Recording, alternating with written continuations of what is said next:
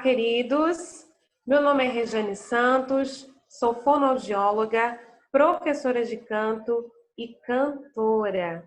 Estou aqui nesta jornada para, junto com você, refletirmos sobre esse instrumento maravilhoso que é a voz.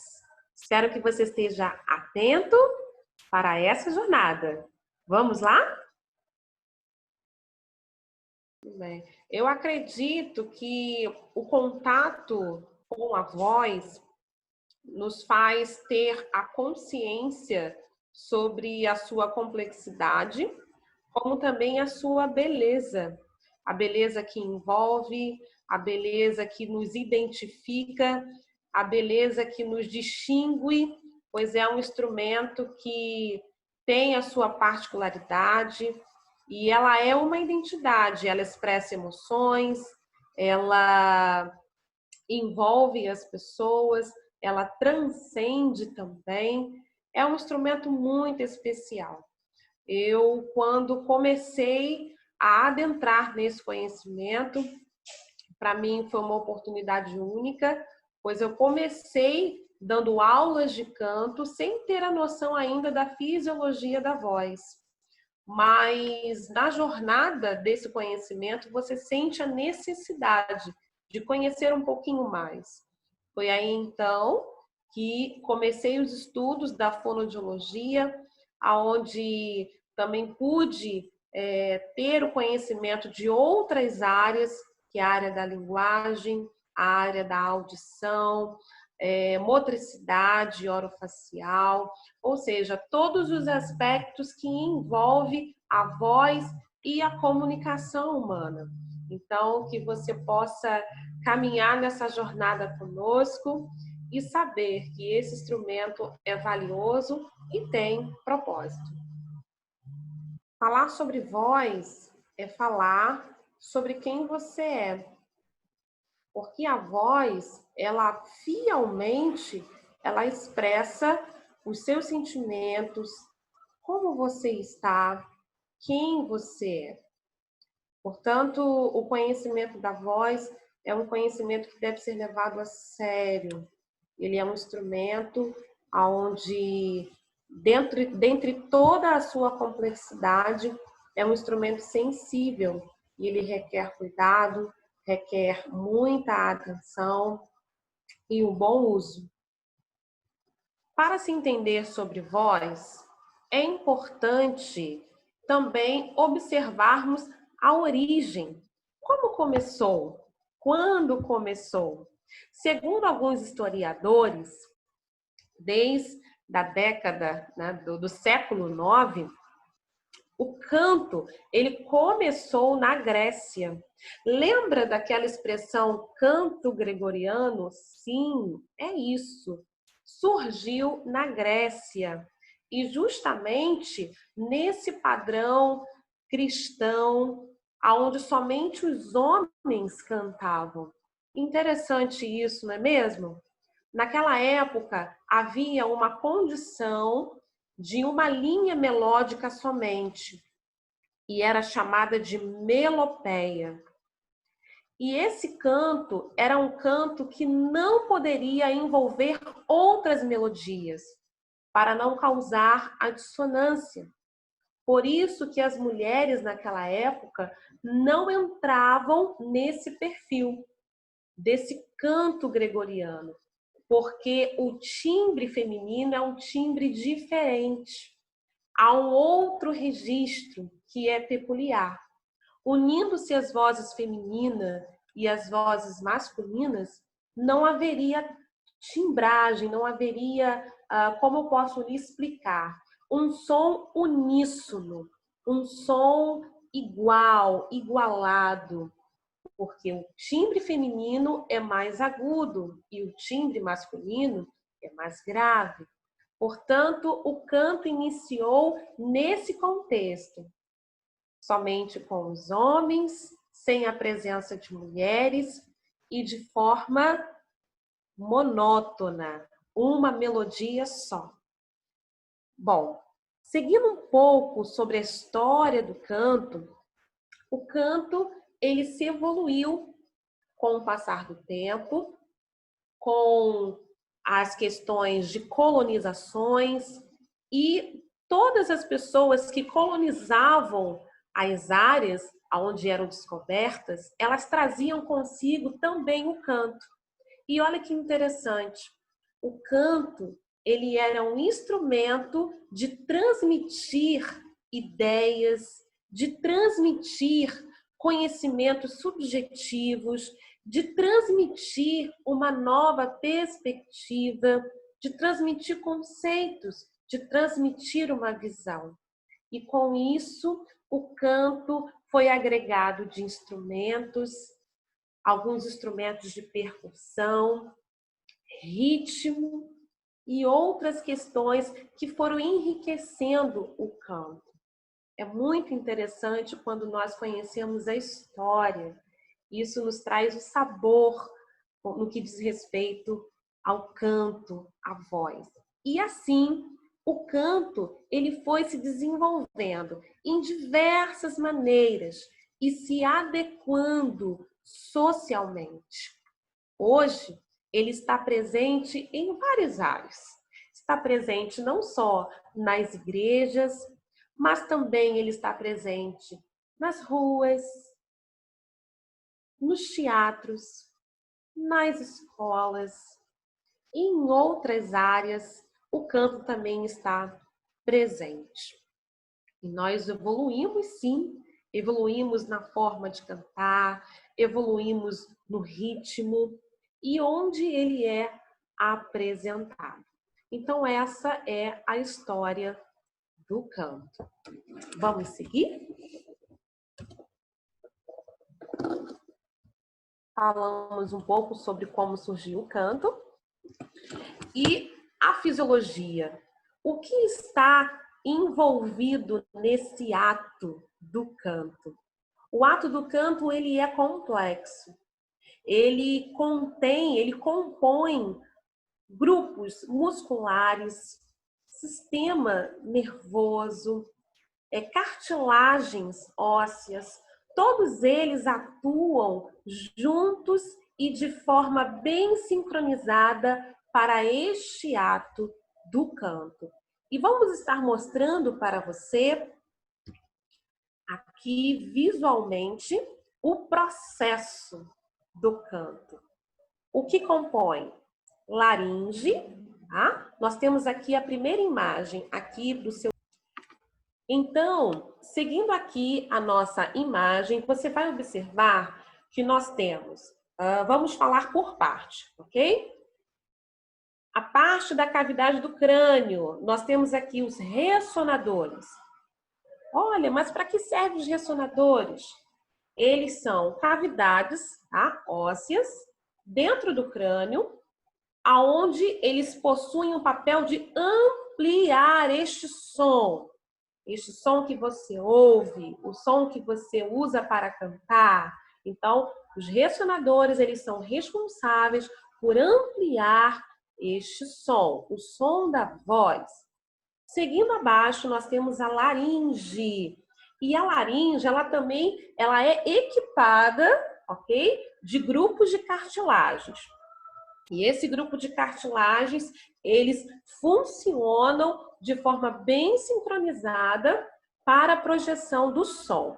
Dentro da laringe, nós temos um feixe muscular chamado prega vocal. E é essa prega vocal que, em movimento, produz o som da voz. Temos também a traqueia, temos também os pulmões, temos também o diafragma, temos também cavidades, que são cavidades orais. Vou aqui voltar um pouquinho sobre a parte da cabeça. Nós temos a cavidade oral, aonde você tem a língua, aonde você tem o palato. E a língua, o mais interessante sobre a língua, eu gosto muito de falar sobre isso, porque a língua, ela modela o fonema, ela modela o som. Então, ela também participa do processo do canto. Sem esse músculo lingual, é impossível a modelação dos fonemas. a modelação desse som. Então, esse músculo da língua e o palato, os dois, eles participam ativamente na modelação do som. Então, quando a gente fala de canto, não podemos descartar o músculo da língua e o palato, ok? Então, vamos seguir. Falei sobre a cavidade, né, oral, falei sobre a cavidade da face e agora também sobre o diafragma. Vou parar um pouquinho, gente, porque aqui, vou repetir aqui, tá? Que acabou apagando a luz aqui. Vamos falar também sobre o diafragma, tá?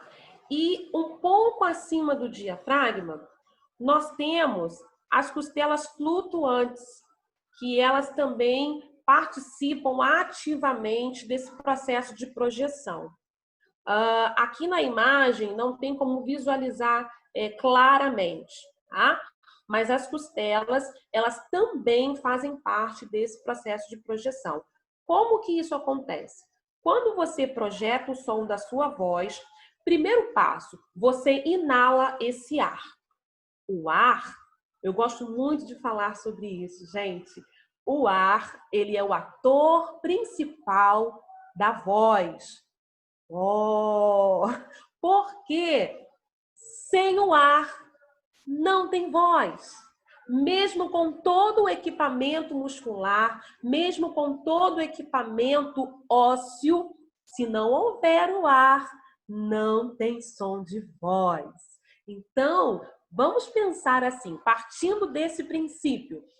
Entra o ar pela sua narina, você inala esse ar, inala, e ele vai ter que ser encaminhado a um reservatório, tá?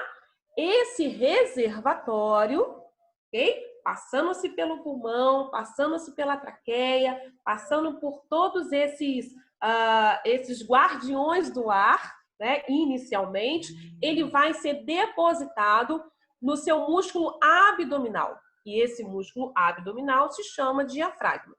Esse diafragma, ele vai abastecer esse ar e ele vai contar com o apoio das costelas, porque no canto o fluxo de ar é maior do que na fala. Eu gostaria de abrir um parêntese aqui, tá? Quando nós falamos, esse reservatório de ar, ele vai compensar um fluxo muito menor.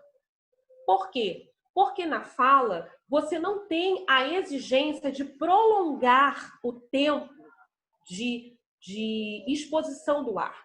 Você fala de forma fracionada. Vou dar um exemplo. Oi, bom dia, tudo bem? Como vai você? Essa é a minha expiração, ou seja, a projeção do som para a fala. Agora para o canto. Eu inspiro, coloco no reservatório e vou expirar para a fonação. Olá, como vai você? Tudo bem, tudo bem. Perceba que o tempo de duração da expiração é maior. Então, para o canto, é importante também falarmos sobre esse músculo abdominal, que é o diafragma, que ele vai abastecer maior quantidade de ar. As costelas flutuantes que ficam logo aqui abaixo, tá?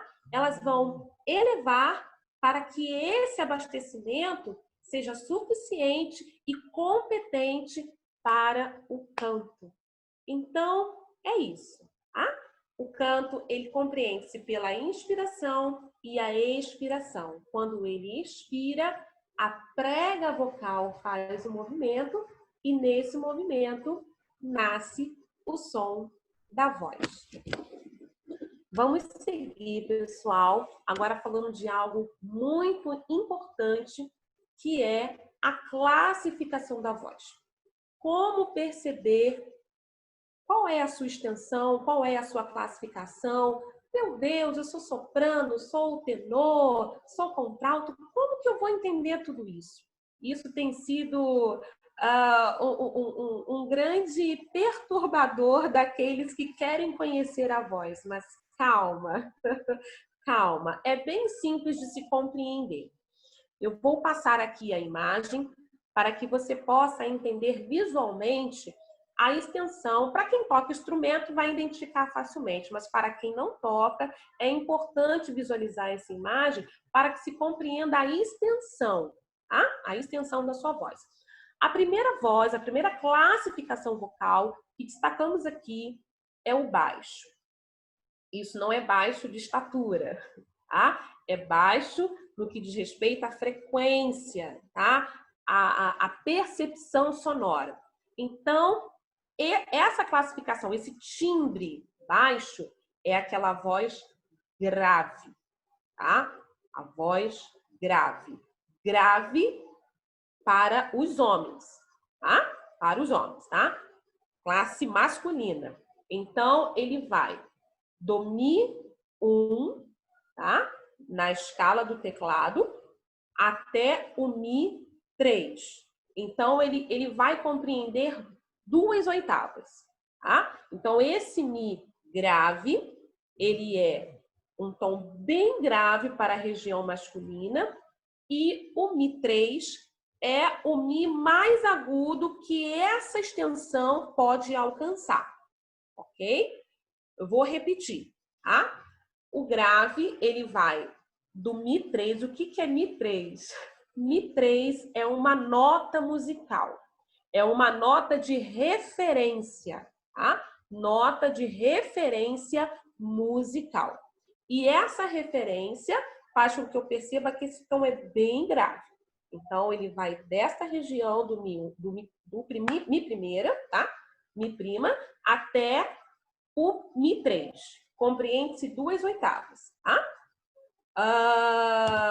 Barítono. Esse timbre é um pouquinho mais agudo, tá? Ele está no meio termo da voz masculina, ok? Então, temos aqui a voz mais grave dos homens, que é classificada como baixo, e temos a voz mediana, que é o barítono. O barítono, a referência de nota é o Lá, tá? Lá 1. Vamos dizer assim, Lá 1. E ele vai até o Lá 3, que é a nota mais aguda que dentro do seu registro ele pode alcançar, tá bom? Tenor.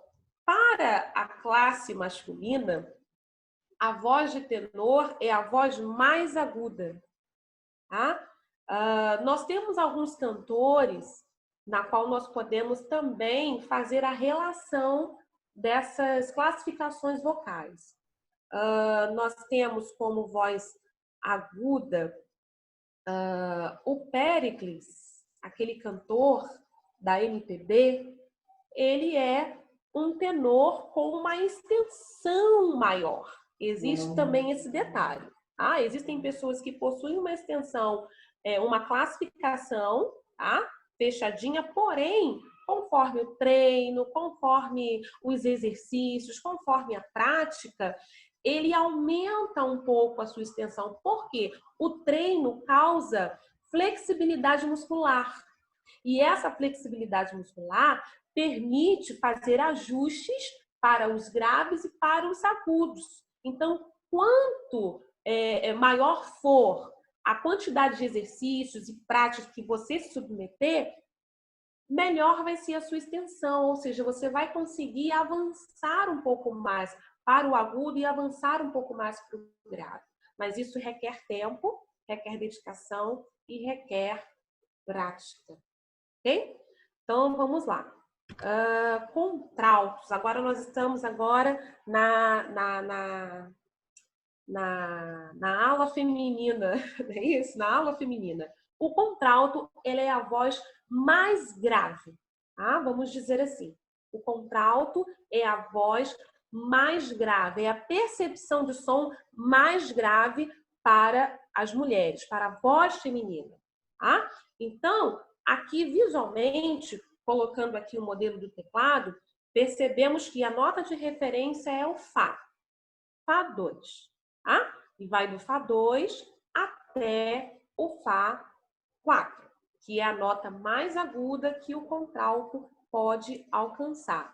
Um exemplo de contralto, vamos lá. Nós temos a Cássia Eller. Cássia Eller é um exemplo de voz de contralto. Compreende? Ela tem uma voz grave, ela tem uma voz densa e ela tem um registro dentro desse padrão, do Fá2 até o Fá4. Compreenderam? Ok, vamos seguir. Mezzo-soprano é a voz mediana dos sopranos, da voz feminina. Vamos lá. Mezzo-soprano, ela pega um pouco do contralto, ou seja, ela tem uma tessitura onde ela consegue ir no grave dentro da região feminina, ok? Estamos agora falando do timbre feminino. Então, ela consegue fazer um pouco do grave e ela consegue também fazer um pouco do agudo. Então, outro exemplo de voz mezzo-soprano, nós temos a Daniela Mercury, nós temos a Sandy. Né? A Sandy, ela tinha uma voz bem aguda, agora ela está mais na região de mezzo, porque conforme a idade, depois eu vou falar um pouco sobre isso, conforme a idade, a musculatura também ela muda. Musculatura mudando, o som também muda. Então, algumas pessoas que tinham vozes muito agudas, com o passar do tempo, a voz ela vai se modificando. Talvez você se identifique com isso que eu esteja falando. Nossa, realmente a minha voz mudou. Quando eu era mais jovem, eu tinha uma voz muito mais aguda, muito mais fina, mas com o passar do tempo a minha voz ela foi engrossando. Por quê? Porque há uma modificação muscular. Quando nós falamos de voz, nós falamos de grupo muscular, grupo de cartilagem óssea, que ela se modifica com o passar do tempo. Então, músculo mudando, cartilagem mudando, o som também vai mudar. Então, mezzo-soprano compreende-se do Lá2 ao Lá4, que também são 2 oitavas numa voz e extensão feminina. Soprano, soprano. A minha voz, embora falando não pareça, mas a minha voz, a minha classificação e o meu registro vocal é de soprano. Como que eu posso identificar isso? Vamos lá. Visualmente, nós temos aqui o Dó 3. Esse Dó 3, ele compreende-se numa nota, tá? Em que não é tão grave, mas é um grave para mim, tá? Que tem uma voz aguda. E eu vou até o Dó 5, que é aquele som bem agudo. Então, compreendendo esse princípio, se você que está nos ouvindo nessa jornada identificou que o seu som, o seu timbre, ele é agudo, você consegue alcançar notas agudas, então, previamente, é claro que você precisa de uma orientação de um professor de canto para verificar realmente a sua extensão, tá bom? Porque tem pessoas que alcançam notas agudas, mas o seu registro não é de soprano. Ah, é porque ele ouviu e de algum ajuste muscular ele conseguiu alcançar a nota, mas isso não significa que a pessoa propriamente tem o timbre de soprano. Ficou claro isso? Ah? Mas o soprano, propriamente dito, que tem esse registro, ele consegue com facilidade, sem esforço, sem dificuldade, alcançar as notas agudas. Posso dar um exemplo? Ok. Tem aquela canção Aleluia, de Handel. Então, eu vou dar um exemplo para vocês, tá? Aleluia, aleluia, aleluia, aleluia, aleluia, aleluia, aleluia, aleluia, aleluia, aleluia. O meu timbre é soprano, A minha classificação de soprano é soprano dramático. Já deu para perceber que é um timbre agudo, porém é um timbre denso, aonde eu consigo expressar o meu som de uma forma bem mais encorpada. É uma música que eu gosto, é uma música que eu cantei por muitos anos, ainda canto. E então esse é o exemplo do timbre do soprano. Vamos seguir. Aqui há uma orientação falando sobre a sua maneira de lidar com o canto. Né? Para que você tenha excelência no canto, requer tempo, requer dedicação, requer instrução e prática regular. Esse é o caminho para que você consiga promover o seu canto com saúde. Que esse canto seja um canto com consciência. Que esse canto seja um canto que envolve. Que este canto seja um canto com conhecimento. E com prática, porque somente a prática desenvolve o ato do canto. Um outro parênteses que eu gostaria de abrir aqui é que o canto, ele tem um poder terapêutico. Ele tem um poder terapêutico. Alguns cientistas já comprovaram que o canto, ele envolve o corpo de uma tal maneira que ele desbloqueia o sistema nervoso. Em que sentido? Pessoas que apresentam tensões, problemas cardiovasculares, problemas de Parkinson, problemas como depressão, problemas da alma também. Existe toda uma comunicação física que o canto promove. Então, ele não é somente um ato mecânico. Ele também é uma ferramenta terapêutica, aonde você, ao ouvir ou ao cantar, você promove algo na vida de alguém. E isso é muito interessante. Eu gostaria de abrir esse parêntese aqui com muitas exclamações para que você saiba da importância desse ato. Muitos terapeutas utilizam o canto como um auxiliador de remédios e outras terapias, porque quando há doenças crônicas, é certo que é necessário sim uma intervenção medicamentosa, mas o canto, ele também serve como um auxiliador no processo terapêutico, para que haja relaxamento, para que haja organização da mente. Existem outras propriedades também na qual o canto atua, e isso é muito importante. Saiba que esse instrumento, ele não é simplesmente um instrumento, mas ele é uma dádiva que foi nos dada com propósito. Vamos agora às relações que também envolvem o canto, no que diz respeito ao cuidado. Ingerir bastante água em temperatura natural é muito importante, porque a hidratação, ela diminui as crises alérgicas. Para quem tem problemas alérgicos, bebam bastante água. A água, ela também contém oxigênio, que vai também atuar no seu organismo. Então, olha só quantas coisas boas a gente pode aprender e pode adquirir para a nossa vida, ok? Para valorizar o canto e torná-lo saudável. Atente-se para a alimentação. Promova uma alimentação saudável. Evite alimentos gordurosos, alimentos ácidos. Separe um bom período de sono. É muito importante separar esse período de sono, período do descanso.